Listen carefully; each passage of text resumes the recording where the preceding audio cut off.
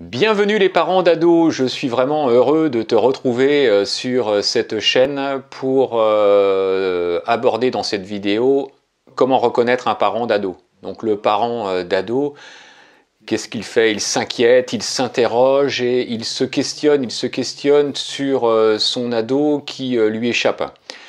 Il ne sait pas ce qu'il fait, il ne sait pas où il va et il ne sait pas avec qui il est. Et ça angoisse énormément les parents.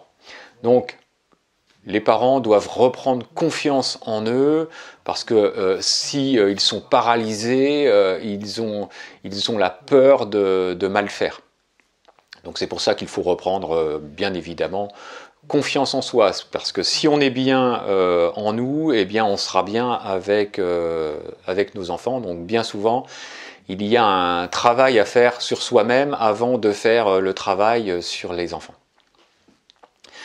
Donc, toi en tant que parent, tu dois avoir de l'autorité pour que ton ado sache que dans la vie, eh bien, il y a des règles qui sont inculquées par des personnes, hein, qui sont inculquées déjà par les parents, les règles qui doivent être aussi inculquées par l'environnement extérieur, à savoir ça peut être les coachs sportifs, les profs, la police, gendarmerie, donc tout ça c'est à respecter. Et donc ça vient, on va dire, des parents. C'est les parents qui doivent inculquer ça aux enfants, parce qu'ils ne l'apprennent pas tout seuls. Donc le parent voit également grandir son petit garçon ou sa petite fille, et ça lui fait vraiment beaucoup de peine, parce que quand ils sont petits, eh bien c'est très facile, hein, on leur dit bah tiens tu fais ci, tu fais ça, tu vas là, alors que avec un ado ce n'est plus possible. L'ado il cherche son autonomie, il cherche à découvrir la vie.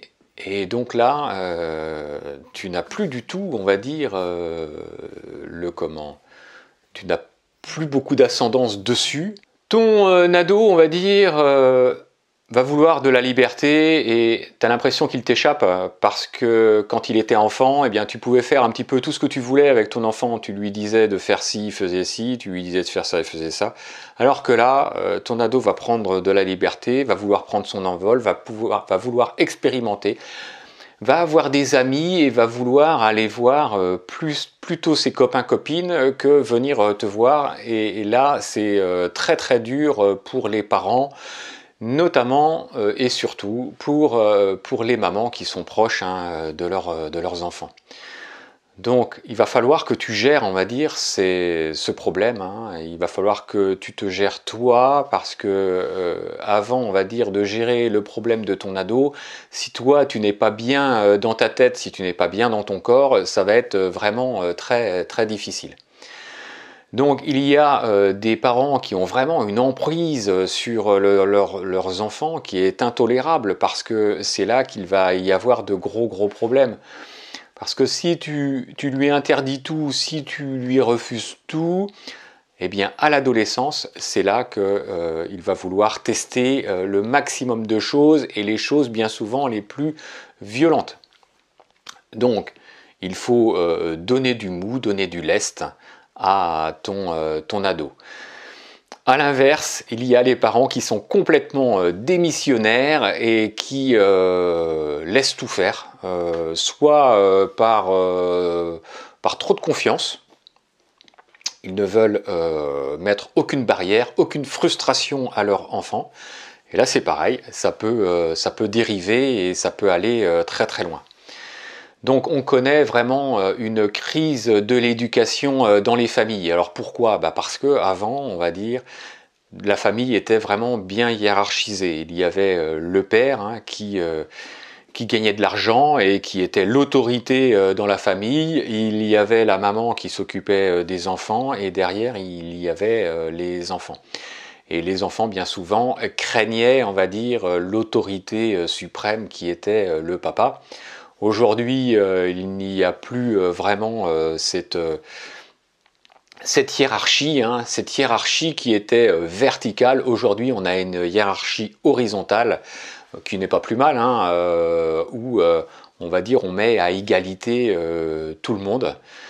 Tout le monde, on va dire, va participer, on va dire, dans les tâches ménagères de la maison, dans tout ce qui est dans des réflexions, par exemple, pour aller en vacances. Eh bien, on va se mettre autour d'une table et puis en discuter, hein, que ce soit le papa, la maman, les enfants. Donc ça peut être très très sympa.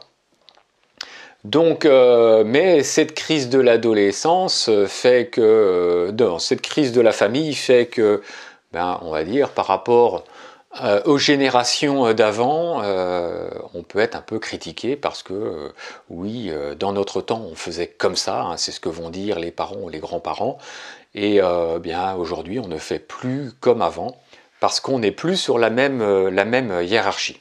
Donc au niveau de nos ados, on a beaucoup d'espoir, mais par contre on a également beaucoup d'inquiétudes. Et pourquoi beaucoup d'inquiétudes? Parce que ça nous fait peur, c'est un peu l'inconnu. On sait que nos ados vont peut-être être violents, on sait qu'ils vont pouvoir se droguer, ça peut aller jusqu'au suicide.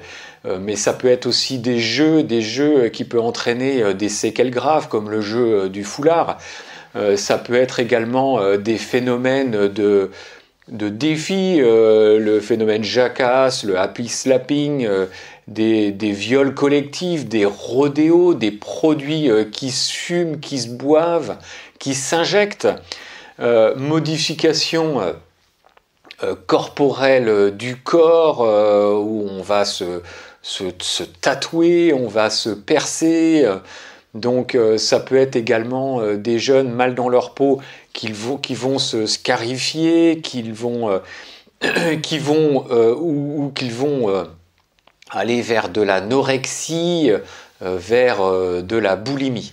Donc effectivement, c'est une période qui peut faire peur, car et bien souvent ce sont des ados qui ont été élevés dans du coton, qui commettent vraiment de graves choses. C'est pour ça que il faut laisser ton ado se découvrir en expérimentant, mais en ayant toujours un regard distant pour essayer de contrôler malgré tout les dérives qui peuvent aller jusqu'à la mort. Donc il faut vraiment éviter ça. Il faut malgré tout mettre des limites, parce que s'il n'y a pas de limites, eh bien c'est là qu'ils vont commettre des erreurs, et des erreurs qui parfois sont irréparables.